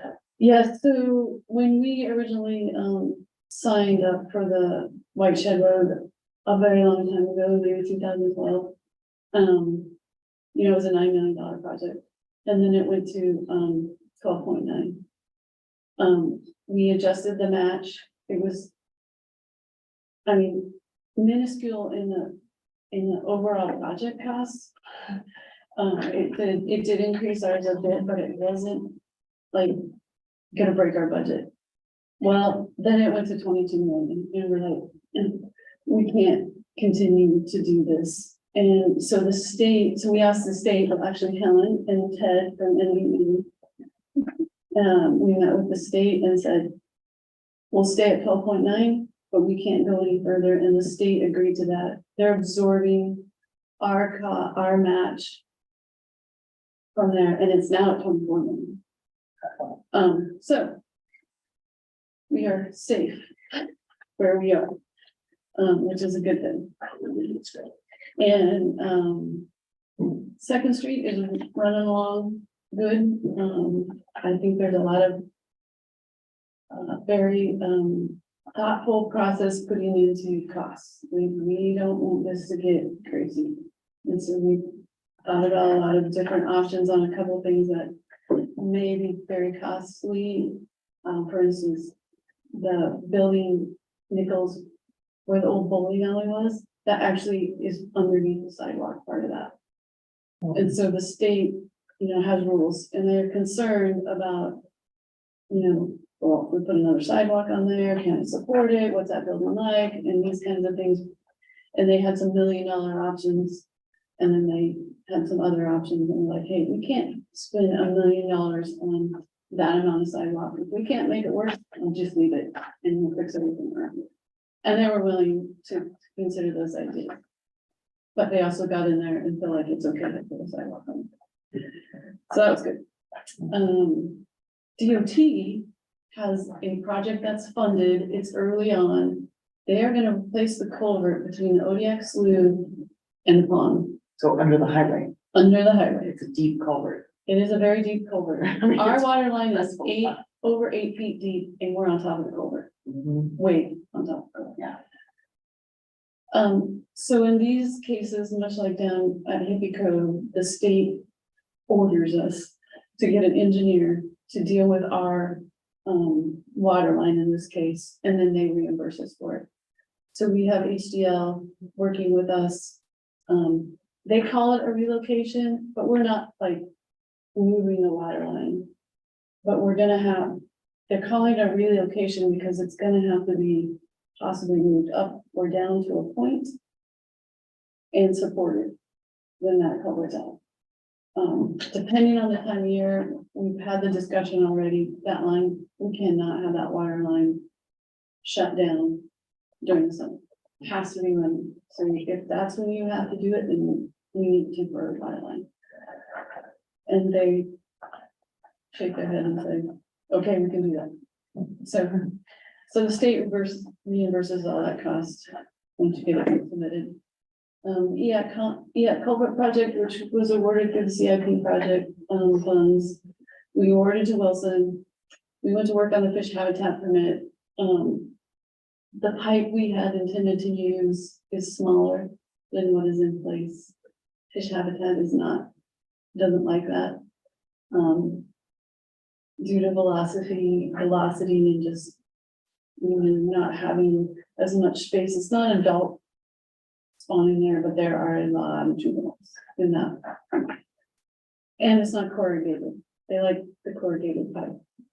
So we talked to yesterday and, if we can replace in kind, so it has to be 5 feet because that's what exists. She said, if you have a steel pipe there that you can put in there, because that's what we were gonna replace it with, she would allow that. But she would prefer corrugated. Well, we don't have a 5-foot steel pipe, but I think we can work something out with Mr. Bannon. So it's here, it's ready to go.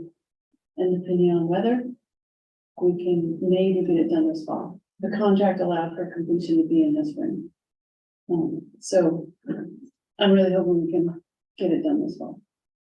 This is the one out at 6 Mile. Yeah, so the first culvert there, when you pass it, actually has a area that's caved in, almost in the middle. That's if you stick your head under there and look, it's kind of scary when I drive over it and it's supposed to be.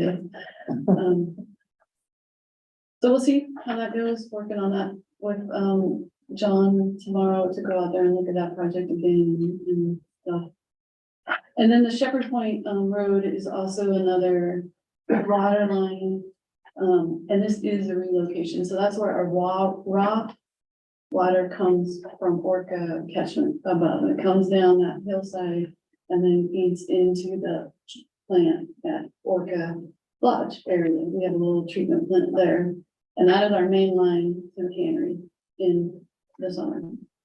So again, can't have that down, or you're gonna have to put a temporary line, depending on when that project actually occurs. We may ask for a temporary line, if they're doing it in March, we might ask for a temporary line or April.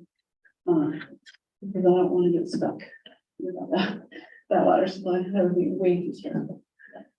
So we also have TV Jones, who has done a lot of our water and sewer work, and HDL, working on that.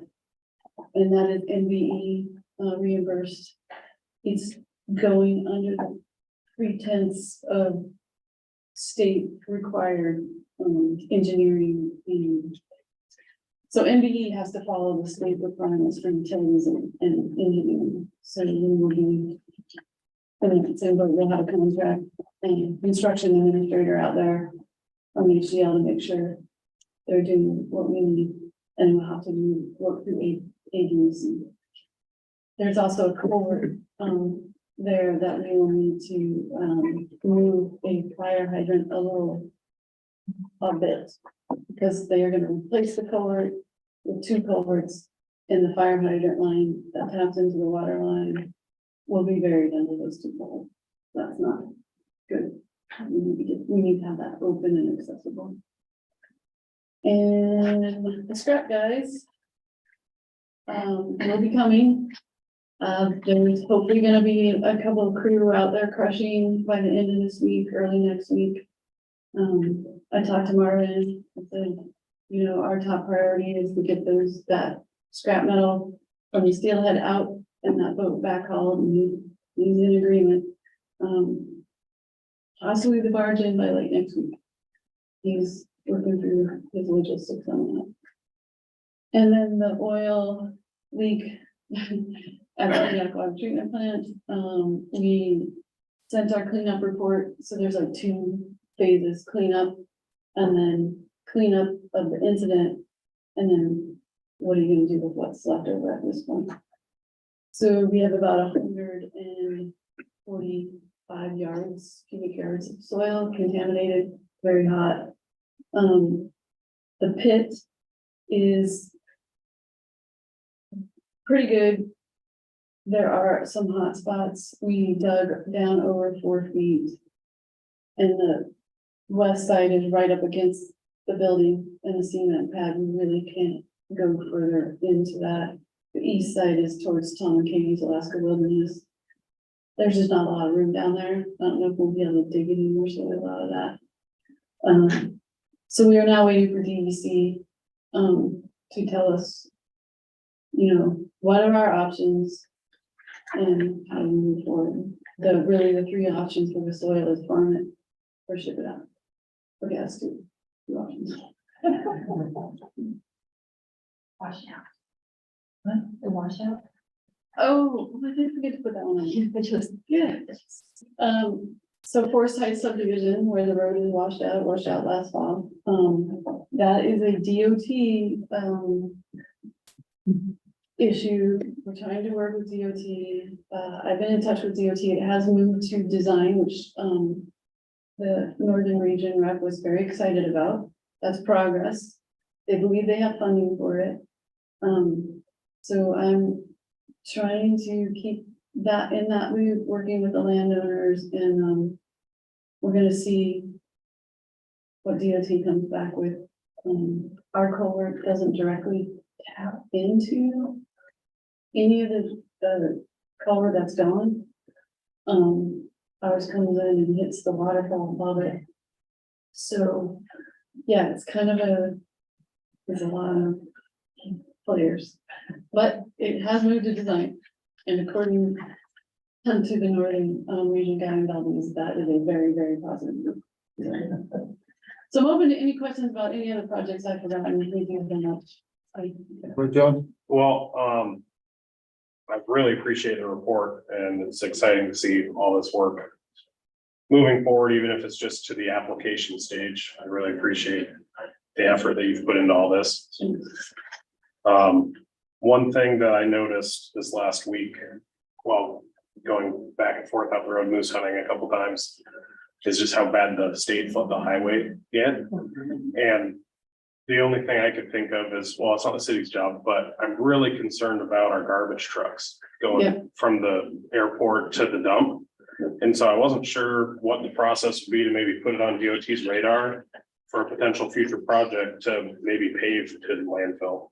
So we don't continue to have this issue, because it's, I mean, we've spent 265 grand on a truck a couple years ago and we're just wearing it out. That's a good question. I don't know. I could find that out. Short term, I mean, we've got road crews and graders, maybe they're short staffed. I don't know what the problem is, if it's funding, if it's short staff, they're, you know, struggling to keep up with just the projects they've got going. Could we as a city send a grader out just to do to the dump to save our trucks some wear and tear or something? I don't know.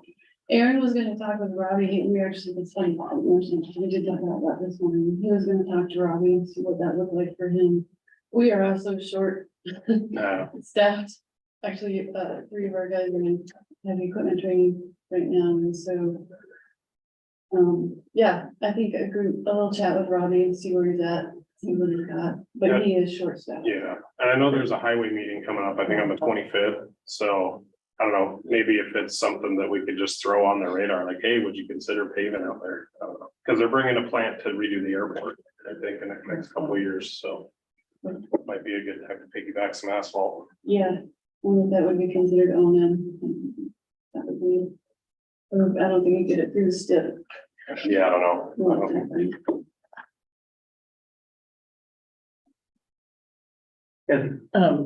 Just a couple of follow-ups, and yes, thank you, Sam, for all of this. This is really informative. Just to piggyback on the Ken's, Hartney Bay Road is another one. I mean, I just about hit a huge pothole out there the other day, but I remember when Representative Stutz was here, maybe at the start of the legislature, whenever her visit was, she talked to us about tapping, you know, the federal funding that's going into infrastructure and roads, and we have these state roads, and when you look at Orca, Power Creek, the Copper River Highway and the Hartney Bay Road, Whitehead Road, I mean, they're all just a mess, and I get it. I mean, I know those guys are shorthanded too. But she talked about us writing a white paper as a community, coming from the city council specifically regarding our maintenance of our state roads. And I think a few pictures and a white paper would be an easy little thing to get ready for the next session or at some other time. But yeah, I'm hardly driving some of these roads right now because they are scary, a mess. So, and they're state. And then the only other question I had, I don't know, I'm not familiar with HDL. Who's HDL? It's an engineering firm. I do not know what HDL is. Okay, they Anchorage or Juneau? Or- Anchorage. Okay, Yeah, they helped, oh, they helped me with the preliminary design. I just wasn't familiar. Yeah. Is that the good cholesterol? Yeah, oh yeah, it is. Yeah. And Tom, we finished the wall. We repaired it. It's beautiful. Yes, thank you. I got a picture of that, and that's great. I'm assuming staff did that.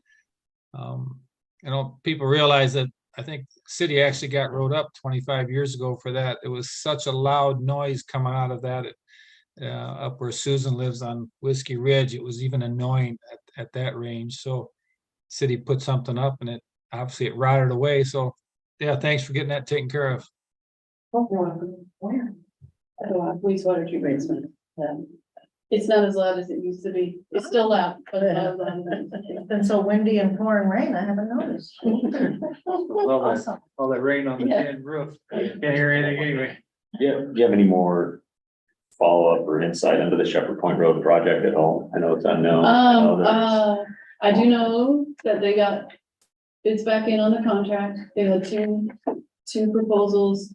They're reviewing this week, next week, however long it takes them to get through those two proposals. Yeah, and so then I assume, I don't know how their world works, but I kind of assume it has to go through their council to get approved. And so I don't, they said they were gonna talk, first it was July, we're gonna start, and then it was October, which is next week. So I don't know what the time frame of actually hitting the ground running is. Is there a benefit or interest for inviting them to come and speak to us when they have? I've spoken with Daryl recently. They've gone through some leadership shifts and changes, and they've asked for a little bit of patience. We thought in a couple of weeks, so I definitely invited him. Perfect. No, I think that'd be great. Thank you. They also have elections coming up in October, so I think there's some desire to kind of wait and see what happens. Thank you. Thanks, Sam. Thank you, Sam. Thanks, Sam. Anything else, Tom? No, that's it. Any questions for him? Okay, moving on to the clerk's report. In my report in the packet, I've just included, your attendance report that you asked me to put in monthly or quarterly or whatever. And then, the ad that I just put out for boards and commissions, which I will now amend to add one more harbor commission. But as much as I advertise those, I mean, that's word of mouth, and that, each of the city staff to the boards and commissions is aware. And they'll tell their boards and commissions, and hopefully those people will drum up some interest also. But feel free to talk it up, spread the word. I may have sent you guys even applications, but they're pretty easy to find on the website, or anybody can call me if they want an application to apply for a board or commission. Put it out there for a couple of months, and do it in December. That's what we do in June. And you've got record of who previously. I do. applied recently. Correct. I'll be in touch with anybody who's applied in the past, and sometimes there are just people who apply off Right, cycle, and so I have some of those already, okay. which I will get in touch with those people too. And then at pending agenda, I guess, well, you were talking about the DOT open house. Kevin gave us a flyer for it also. And it's for the Copper River Highway Master Plan, Transportation Master Plan. It's next Wednesday here, 5 to 7. And I want to talk about at pending agenda what to do about our October 18th meeting, which falls on a holiday. So I'll chat about what day we'll have that. And that is all I have. Any questions of clerk? And then we'll move on to correspondence. We've got a letter from Bill Mickelson. For release.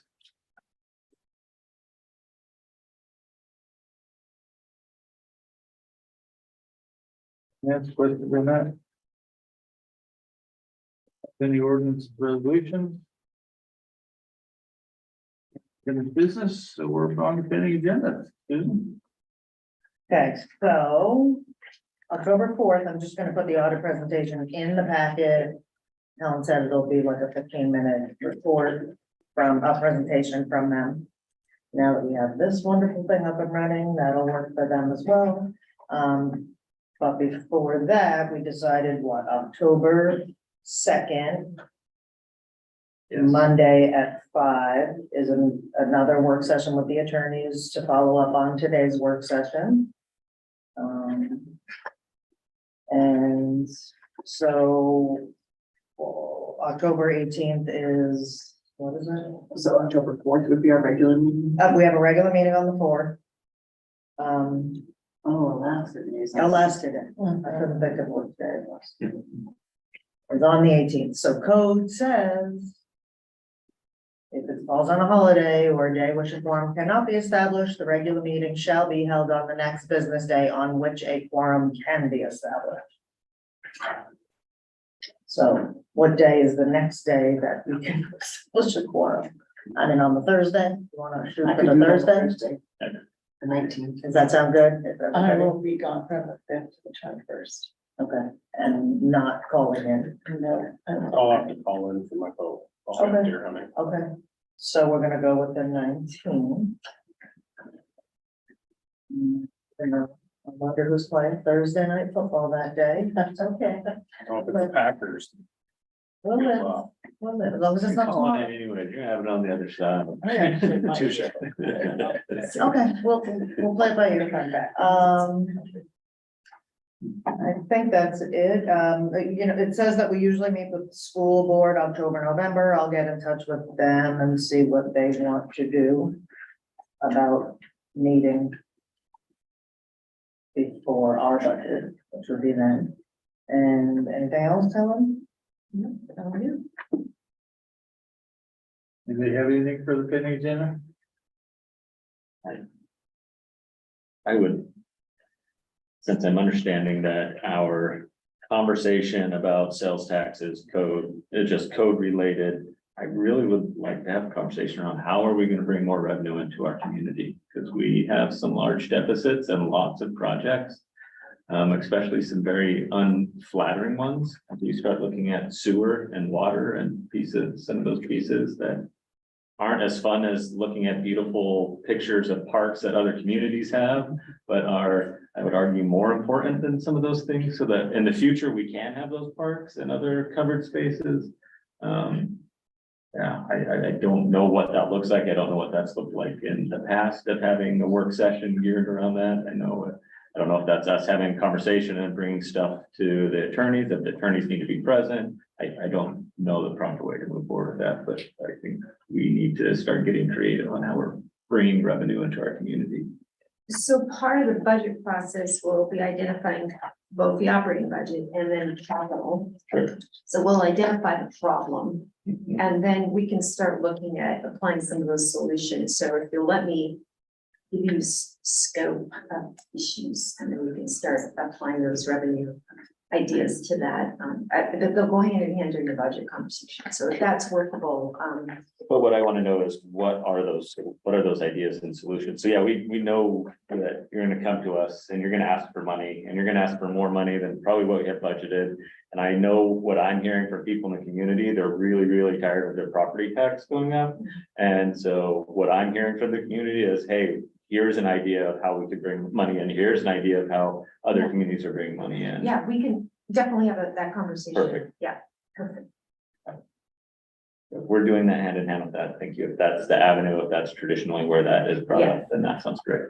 Thank you. Anything else? Mr. Mayor. Yes, sir. So is it worth having a discussion as far as our police force goes? It seems to still be some discrepancy on the hours that they're working. Is it as simple as if we only have staff for 5 days a week, then we cut our policing down to 5 days a week? Do we need to have that conversation amongst ourselves and with the community? Is what are our expectations? Do we expect to have 24/7, or can we have 5 days of policing or whatever it is? Is that something we need to maybe have that discussion before we get into budget time, then start having that? So just throwing that out there, see what everybody else thinks.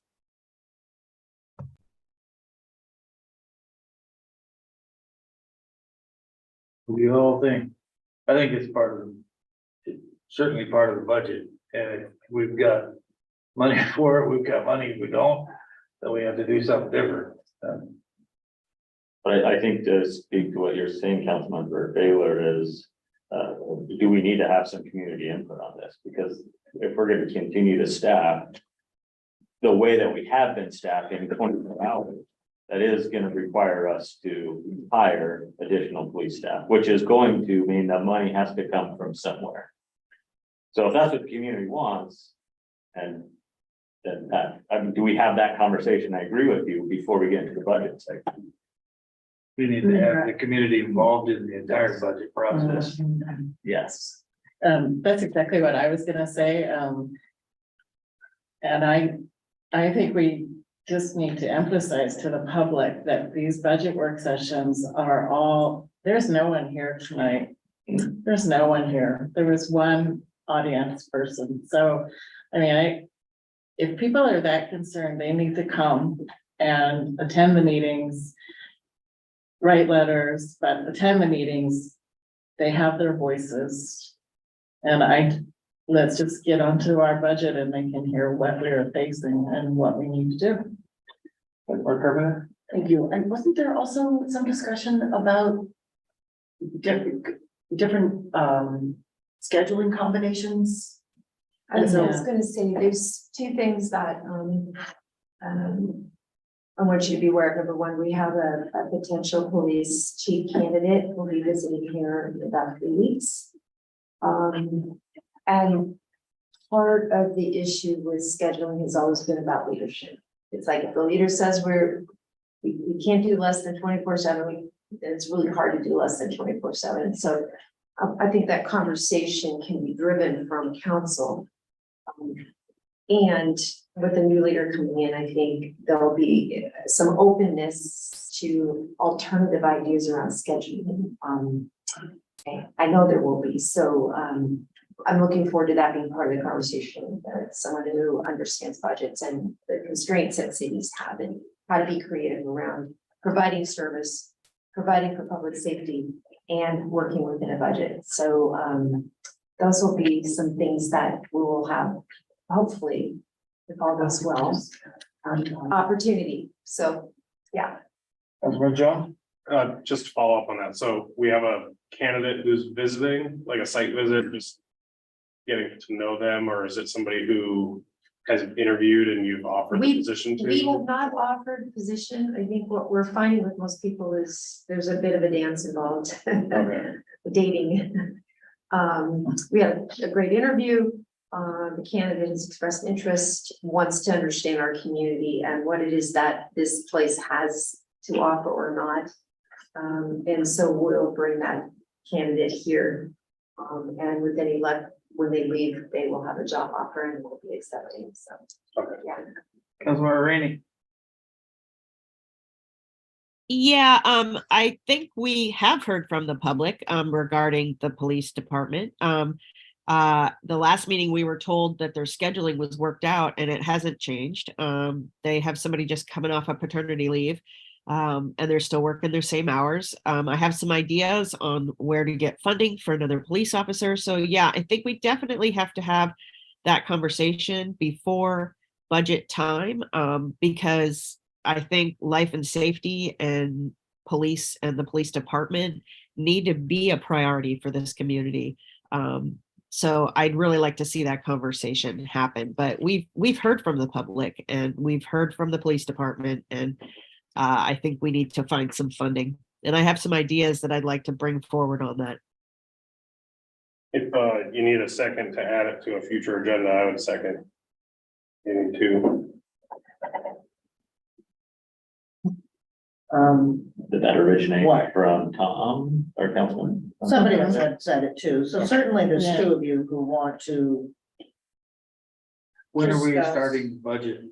We're Discuss. starting. I mean, I know you just Yeah. started. When are we? You guys, I didn't give you guys a schedule. I was gonna put that forward on at the November meeting, I mean, October 4th meeting. Excuse me. So maybe we can work that in, that discussion and priority. Yeah, and I think if you give me an opportunity to give you guys some options around that, and we'll certainly. Funding is an issue, yes, and I think there's also, I hope you guys understand what the options are. And give me some time to put that together, but certainly first budget work session, that can be the topic of high priority stuff, yeah. And Councilmember Rainey, I would strongly encourage you to run your ideas by Manager Howard to get them into that whole process, so that Always open to ideas. talk about it. Hello. Councilmember Jones? Call you when I'm home. No, I was just saying that if she needed a second Yeah, council member, okay. I'd jump on. So does that work? I'm just gonna maybe just say that it'll be on the first budget work session. We'll work on it with the. I think we're all in agreement there. Anything else on the pending agenda?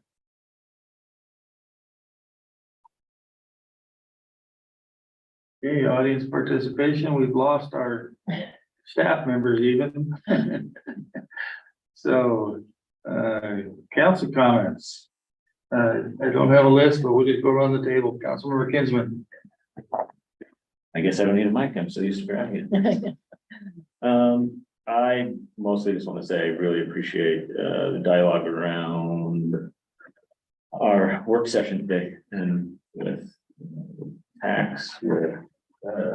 Really, I think it's a very unique opportunity that we find ourselves in, that we actually get to create something for Cordova and specific to Cordova and what Cordova wants. So this is my plea to the public.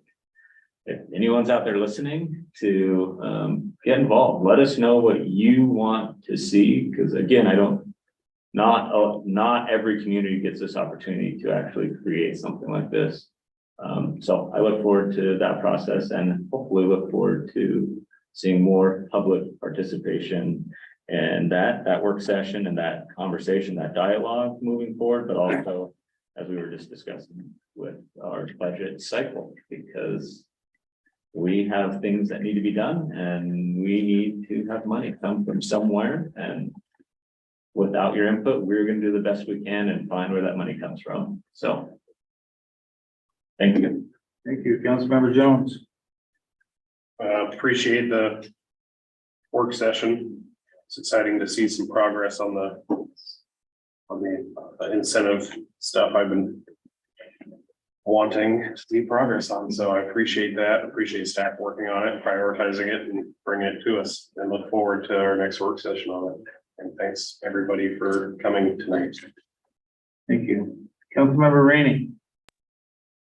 Yeah, I appreciate that conversation, the staff work on the work session, Sam's very comprehensive report.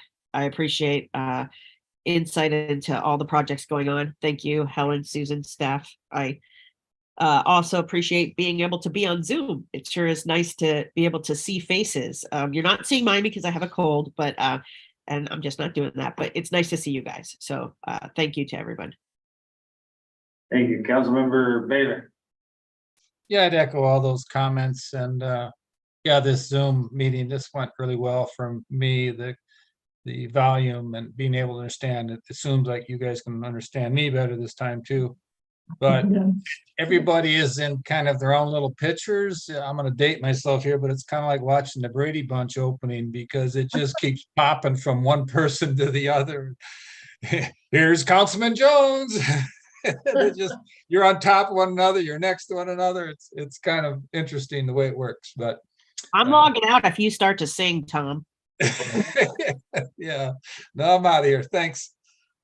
Councilmember Carpenter. Thanks.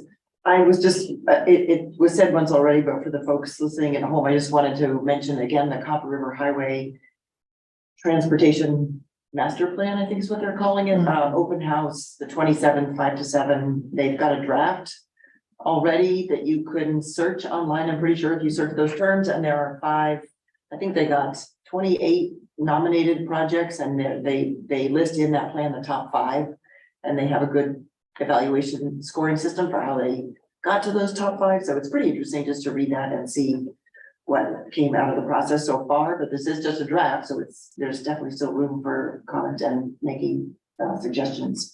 And then I also wanted to put in a plug for, I know a lot of people have responded already, but the Prince William Sound Economic Development District is has a housing survey sent out. So if you got a paper survey, please fill it out and send it back in. It will really help us with addressing our housing needs in this and other communities around the Sound. We're doing the survey in Cordova, Whittier, Chinega, and Titlic. Valdez was surveyed 2 years ago, so we're just going to use those data of that.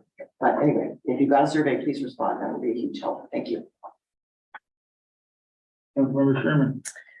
Yeah, so I will echo everything. The work session was great. Really great. And I really appreciated all the reports. It's nice that Sam took that time to update us on everything. I was also gonna mention the DOT open house, but also the other thing that we received, and I'm hoping it's getting out to the public, that marine highway system is unbelievably enough going to do a 20-year plan.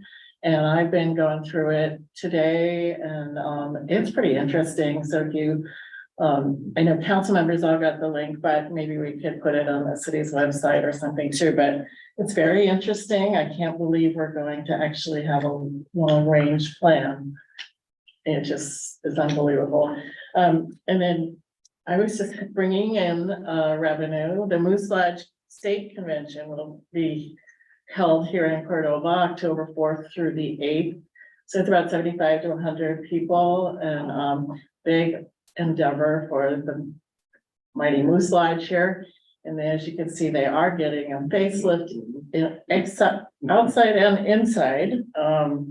So we're pretty excited about that.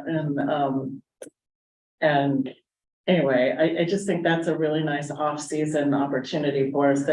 The Moose conventions are held in the spring, March, or October, and our chapter now has been able to host twice in the last, well, pre-COVID and since COVID, but we're hoping to do more. Good, so yeah. Okay, we have an executive session. Yes, just a quick update.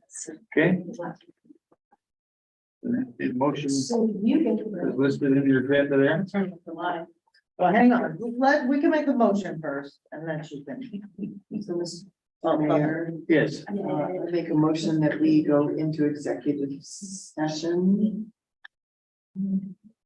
to talk about the collective bargaining agreement, a subject which is a matter of the immediate knowledge of which would clearly have an adverse effect upon the finances of the government. Second. Moved and seconded. All those in favor, say aye. Aye. Opposed?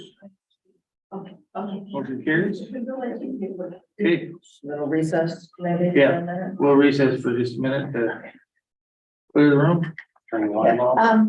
Now, We need leave to, Zoom off, but turn YouTube off. I have to turn Zoom off to turn YouTube off. Okay, everybody who's on Zoom, you're gonna have to call back in a second. Well, in a few minutes. Give us a minute to turn off the YouTube. And then log back. And then I'll start the meeting again. Okay. and then promise me that we're